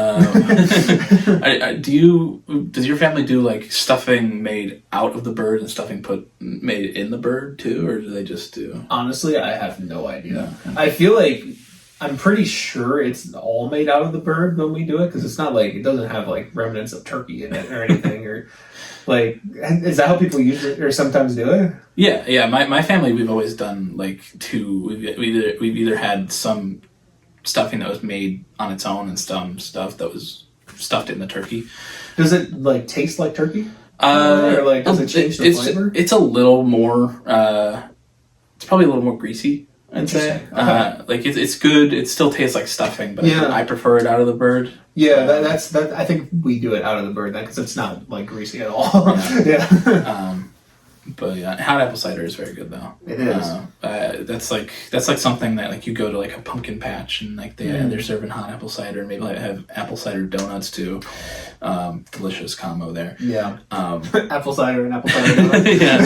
I haven't had apple cider in a good few years, but God, it is delicious and a nice like body warming treat to have. Yeah, it's very soul healing. Yeah. But stuffing, I love stuffing. Honestly, it's nice. It's like mushy, but it's like nice and salty. Oh yeah. The way my mom does it, it's like celery, onion stuffing. Yeah, that sounds similar. A little sausage, I think, is in there too. Oh.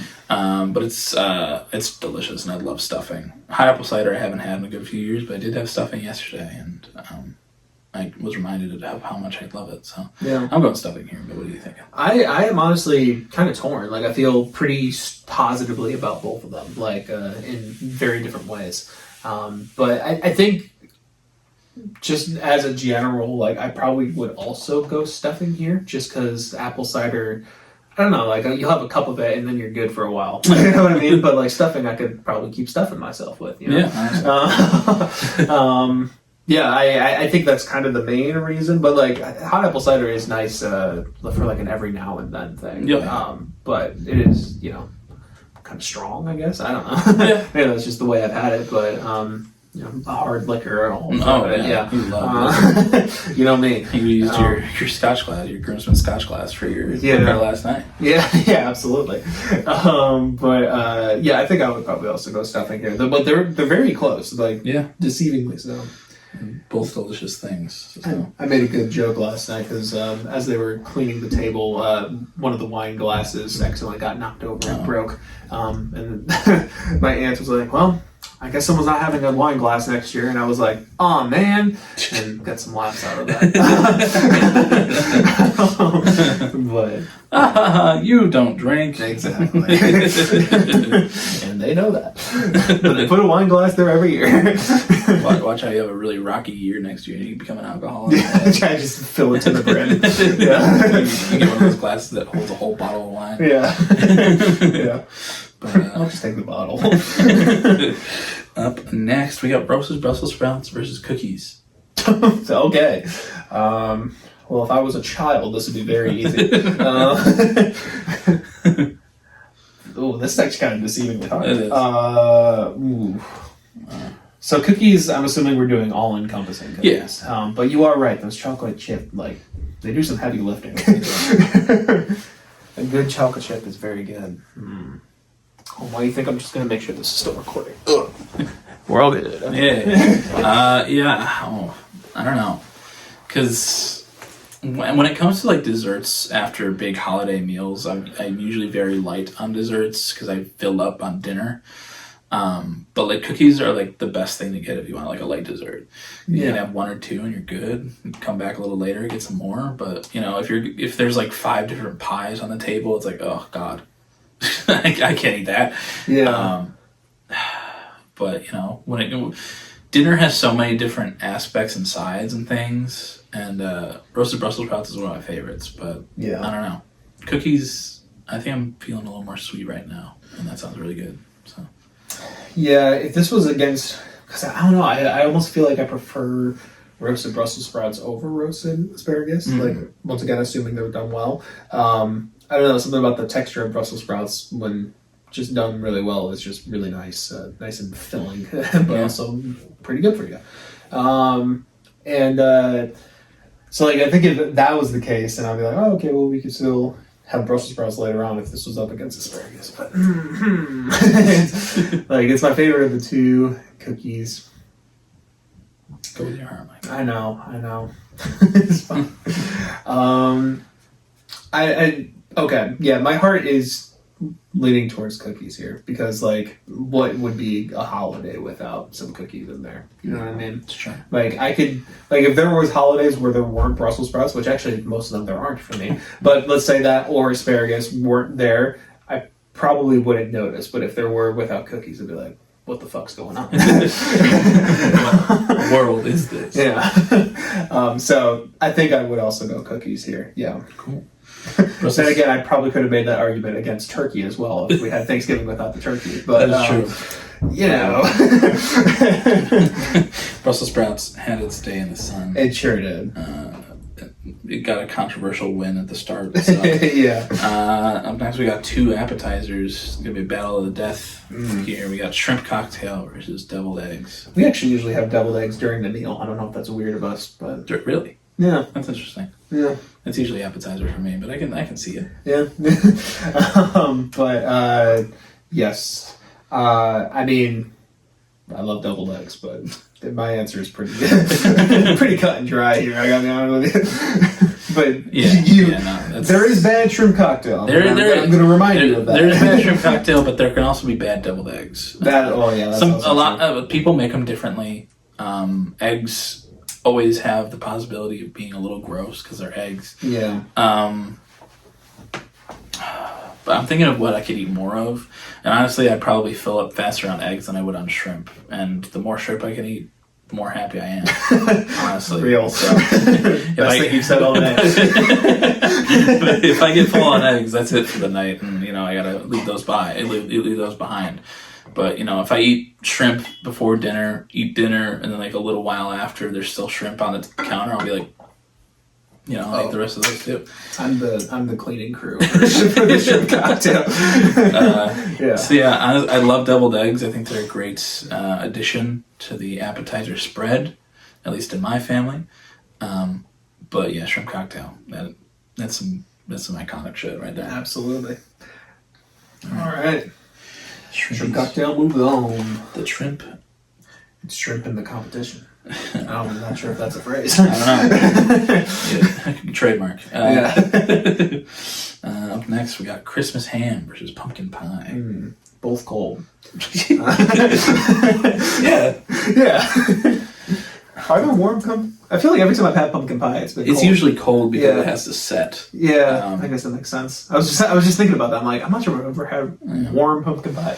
Yeah, pumpkin pie is one of those cold pies, along with like cream, like the cream pie, the banana cream, French silk or something. Key lime. I'm not a big key lime pie person, but really, I've grown to love it recently. Tart. That makes sense. Yeah.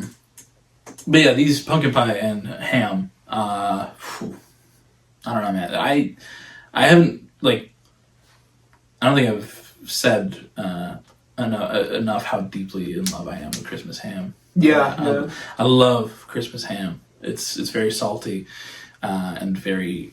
It's good when warm and cold, but not like cold. He's saying it at dinner time. Yeah. Cold leftovers, delicious. But I love a Christmas. I'll eat big chunks of that. I'll get more of that than any side at Christmas, or we have it on New Year's Day as well. But pumpkin pie is great, but it's usually just a Thanksgiving thing for me. It's not usually a Christmas thing.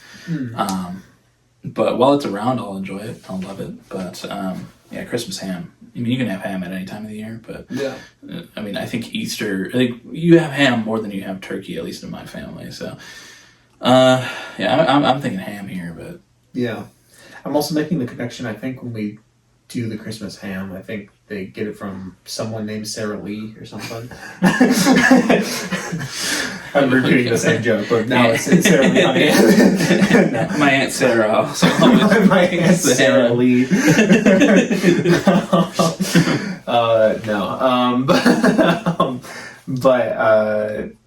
I mean, for me, once again, maybe gotta talk with my family about the Christmas ham situation. The Christmas ham situation is crazy. This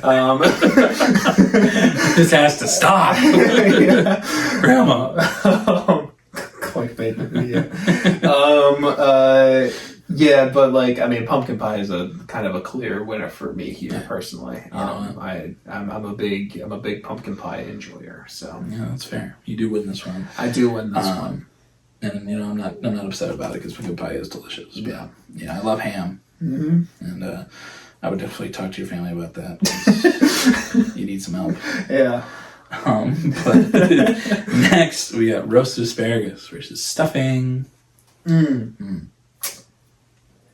personally, I'm very strongly feeling asparagus here. When it's done well done asparagus, I will enjoy that a lot more than a well done stuffing. Yeah, honestly, stuffing like is good, but it's very filling. It stuffs you real good. Yeah, it's made of bread. Absolutely name. Yeah.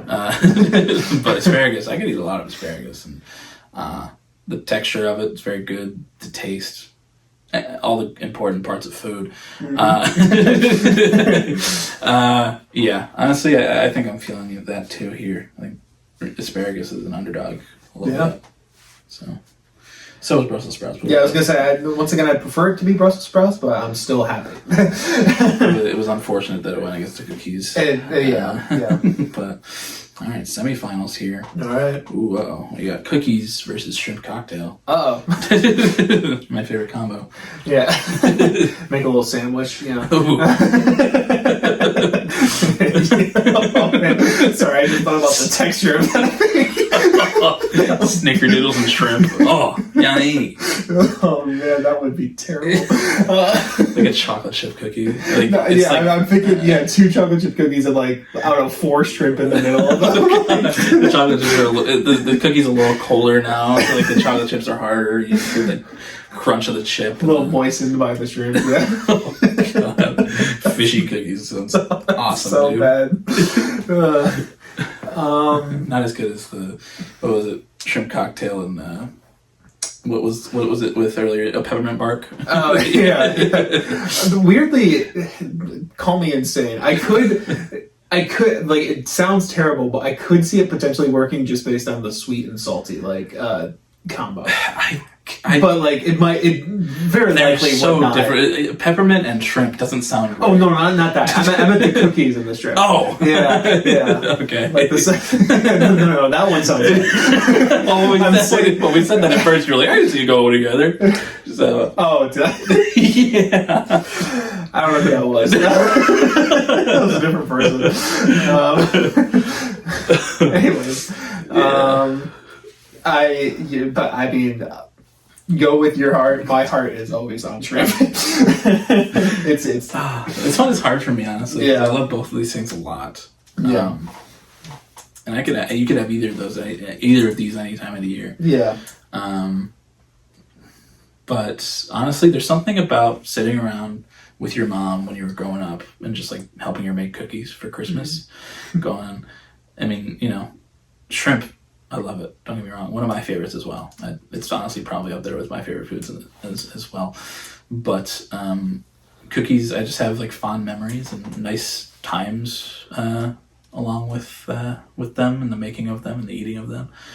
Can't have Santa without cookies. Yeah. So, I'm sorry about your shrimp. And I love shrimp. Don't get me wrong. Mm-hmm. I just said that, but cookies, I feel like is just a more iconic holiday thing. Yeah. My kids are going to be leaving out shrimp cocktail for Santa instead of a plate of cookies. Shrimp and a glass full of cocktail sauce. Yeah, no, that's okay. I mean, I feel like it kind of had to go. I would, as much as I love shrimp, I would feel wrong having that win a holiday food bracket. Yeah, that's fair. Yeah, but yes, it had to happen. But, up next, we got pumpkin pie versus asparagus roasted. Oh, another great combo. Yeah, delicious. I feel like it's right to have a salty and a sweet option against each other for the final, but also I don't know if I like asparagus more than I like pumpkin pie. I don't know. See, the thing with both of these is that they do have quite a bit of variance. That's true. But in quality, you can get a bad pumpkin pie if it's too filled with nutmeg or clove or something like that. Yeah. I don't know. It's an exceedingly tough one. It is.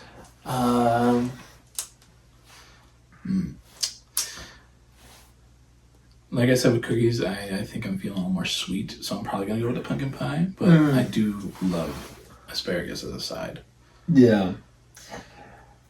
I think I would agree with that. But once again, just going off that basis I had with Brussels sprouts, if pumpkin pie was missing from last night's dinner, dessert, that would be sad. Even though I didn't have any because I had some at the Friendsgiving. I wanted French silk instead. Yeah, and if the asparagus were missing, I probably wouldn't notice. As much as I love it. If it were Brussels sprouts in this round, I might have more of a reason to go with them, but even you a BS leaner as well? Yeah. BS enjoyer. Yeah. I think it is pumpkin pie by like the smallest and weirdest margin. Yeah, it's a weird combo with each other. It is. You know what? That's okay. But this last round is the battle of the desserts, and are we already in the final? We sure are. Oh, okay. What we got? Cookies versus pumpkin pie. Hear me out. Maybe this shouldn't influence it, but like I was saying it would be kind of sad if shrimp won the holiday bracket.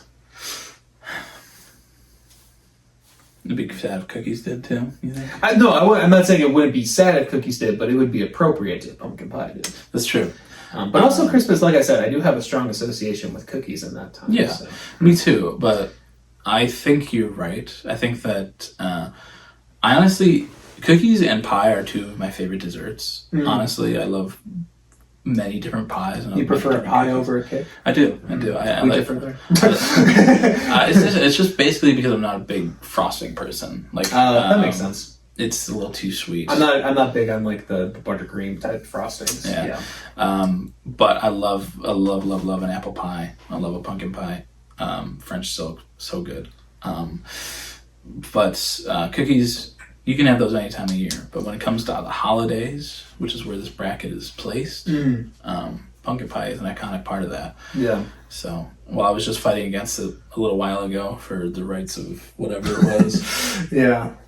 Christmas ham. Yeah. Which is valid, I think. But, yeah, I think cookies is an all year round type thing, but pumpkin pie you don't get very often. So it makes it more special for the holiday. Yeah. Yeah, I think I agree with that. Cool. I don't really have much more to add. So, all right. Well, maybe we're slightly biased because Thanksgiving was yesterday. Maybe. But the winner of our festive food bracket. Festive food is much better than holiday food bracket. Yeah. We have that pumpkin pie as our winner of the bracket. There we go. Festive food, pumpkin pie. Look at us. Yeah. A couple. Alliteration. I was trying to think of a word for friends. Allies. There we go. Alliteration allies. The Axis forces. Alliteration. Which one do you want to be? Yeah, I don't know. Germany, Italy, Japan. Or maybe Secret Hitler. I don't know. I don't know. I think my blonde hair and blue eyes help me in that. That does help you in that. Yeah. It makes me more trusting. Anyways, pumpkin pie. Festive food bracket. That's what I said. Yeah. We made a couple controversial picks in there. Shrimp went the long way. I'll take the responsibility for that. Shrimp the long way. Yeah. The long shrimp. Yeah. But yeah, let us know what you think. Absolutely. What's your favorite festive foods? Leave it down in the comments below. I think they, for people who don't celebrate Christmas a lot of time, what are they? Is it KFC? No, that's a Japan thing. Yes, Chinese food is usually what people on Christmas eat if they don't. Right, that's right. Yeah, if they don't have if they don't celebrate Christmas. Yeah, I think it's in Japan they do KFC for Christmas. Yeah, it's an American Christmas. Jewish families eat Chinese food. Okay, it's like that's right. That's the big thing that I was combining those two. Yeah, there we go. In America, Chinese restaurants are usually open on Christmas. So yeah, and I love Chinese food. So Chinese food is great. But honestly, sounds like it'd be good to do for a Christmas one. I don't know actually. Could be. The Christmas meal is iconic for me. So I don't know, but yeah. I can see the appeal. Anyways, me too. Yeah. Well, another bracket. Sure was. We're a good bit into this episode. We sure are. We hop into Song of the Week. This little segment we do every week. Bless you. Mm-hmm. Excuse you. Whatever it was. Yep. And your first? I am up first this week, and now that we've had ample time sitting with GNX and also don't have Anderson .Paak to do a song of the week, I'm going to go with something off of there, and my favorite song on there, pretty handily, honestly, is, Reincarnated. Reincarnated by Kendrick Lamar. My present life is Kendrick Lamar, a rapper looking at the lyrics to keep you in awe. The only factor I respect it. Oh, all right. That was Reincarnated by Kendrick Lamar. What do you think of that, Colin? Yeah, that's one of, if not my favorite off of that record. It's just super well done. I love when Kendrick just kind of rambles for a long time, and he does that in a very articulate way. Anytime he rambles, it's very articulate, but very much so on this record. I love like how he reincarnates throughout the song as different big artists in their days, and then he becomes himself, and then has a little talk with God, or whatever, Father, somebody, and I love that just back and forth. Great tune. I love that song very, very much. Yeah, I love the themes of that track and everything that you were saying as well. I also just love how 90s it sounds too. Like, I mean, I don't really have much of a connection to that era of music. Honestly, a lot of what I've heard from it has been through Fortnite Festival. Not good.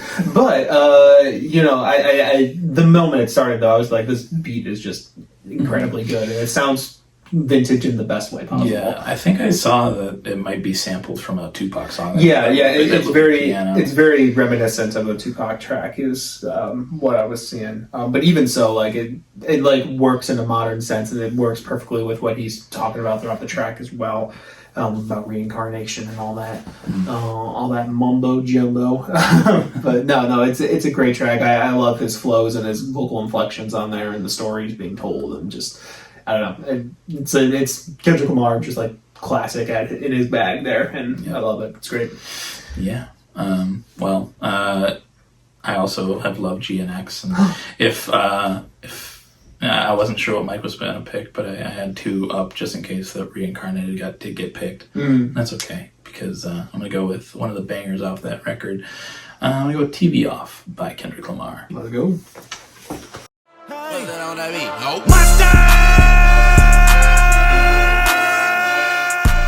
All right, that was TV Off by Kendrick Lamar. What do you think, Mike? Like I said, that's probably my favorite banger on that album. I love both parts of it. Like, I think both parts are just produced so well. DJ Mustard does crazy on on it. I mean, there have been some people mentioning that like it is like Not Like Us's little brother, I think is what Fano called it. Fantano. Forgot a couple syllables in there. It is very reminiscent of Not Like Us, but also in like the best way possible. Like, and I think it's great to have that on the record as well. And then shouting Mustard like that is instantly iconic. Like, I literally when the album first came out, and I was texting John about it because I didn't want to talk too much in the group chat because you were going to kill yourself. I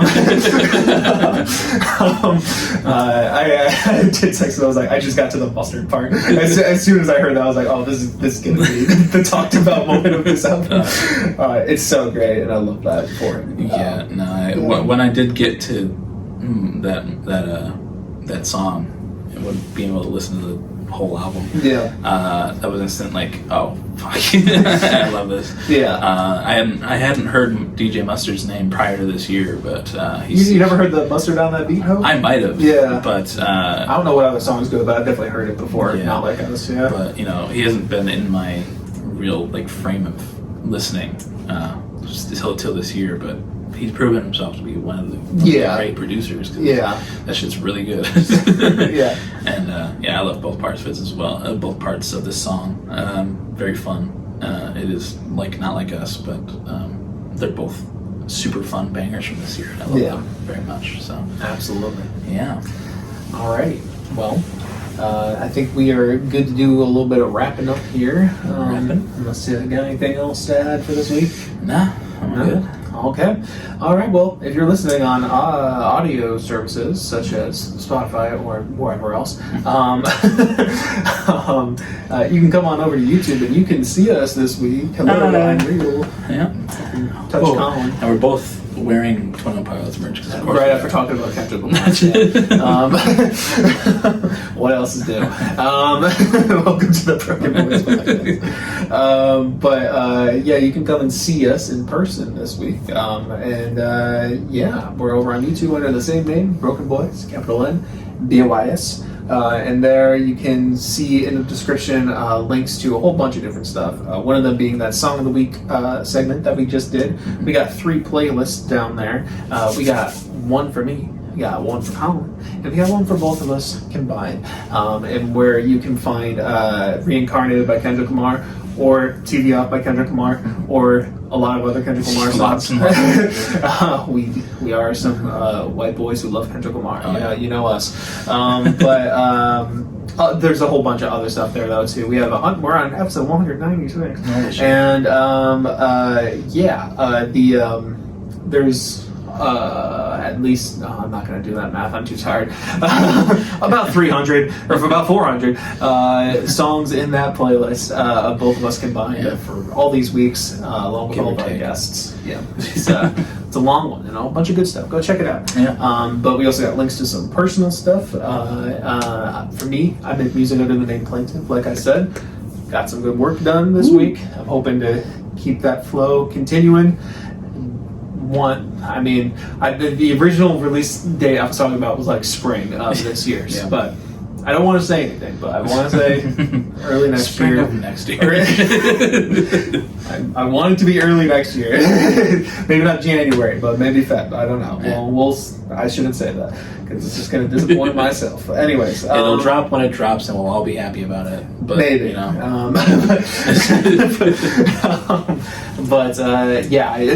I do that under the name Plaintiff, and I have that linked below for Coping Mechanism, where you can. That's my previous album, where you can go catch up on your Plaintiff lore. I got soundtrack stuff there too. Spotify, Apple Music down there. I also got links to my Album of the Year page where I rate and review music, as well as my TikTok and my Instagram and my YouTube.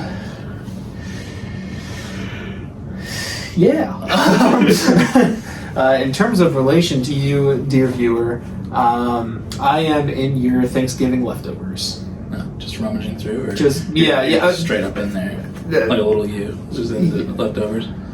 I'll do a little bit. That's a little more fun. And by the time this comes out, it's Monday, so those Thanksgiving leftovers might be a little smelly. But that's me. I'm in there, just a little tiny me, rummaging through your turkey. Not sexual. Rummaging through your breast, your turkey breast. Colin over here. He runs our socials. He runs our Twitter page, where he updates when things need to be updated, as well as posts when videos are posted. And he runs our TikTok page, where he posts little funny videos of us being funny, goofy, comical guys.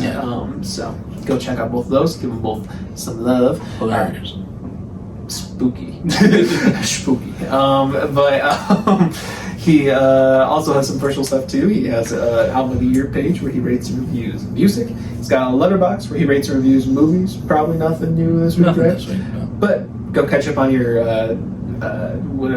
ratings and reviews. Yeah, catch up on the Colin ratings and reviews on Letterboxd, link below, and catch up on his Instagram reviews as well. GNX is up there now, so. Yeah, I came back just for GNX. That'd be crazy. Comeback of the year, essentially.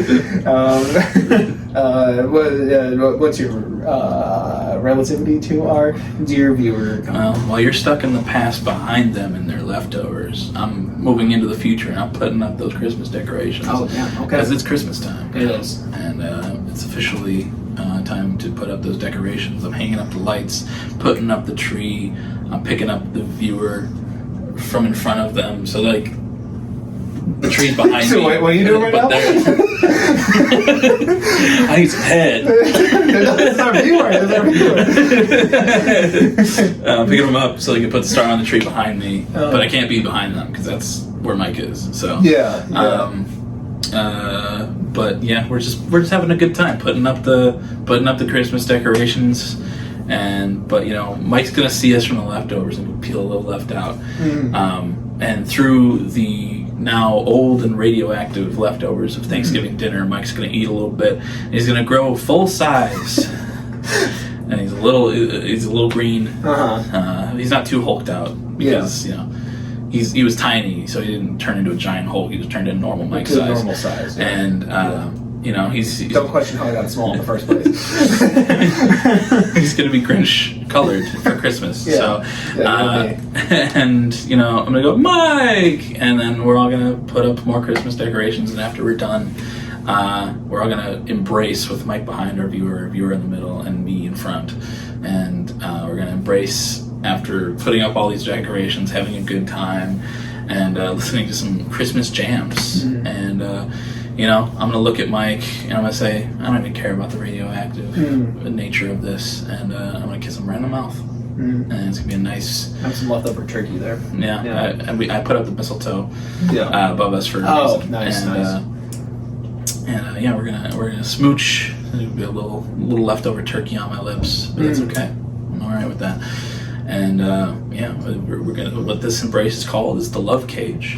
And if you'd like your very own, all you got to do is drop your address in the comments below, and we will find you. You won't know when, you won't know where, but we will give you your very own love cage once we do. And all you got to do, drop that little addy. We'll find you. It's different every time. It sure is. So, get your love cage today, and next week we might be talking about our Spotify Wraps. So possibly get ready for that. Christmas season's coming. Sure is, and we'll be back in person a couple times towards the end of the year as well. So we'll talk to you next week. But bye bye for now. Bye bye. See you next week.